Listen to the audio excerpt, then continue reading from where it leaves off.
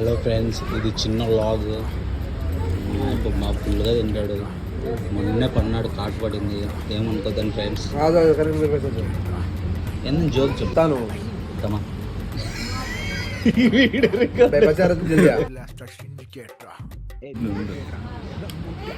పాటలన్నీ బీప్ చేస్తాను.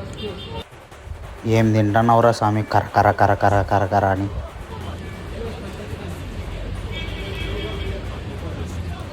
ఊరికే నమ్మ కుమ్ముతారు కదలే, విసిపెట్టరు కదా.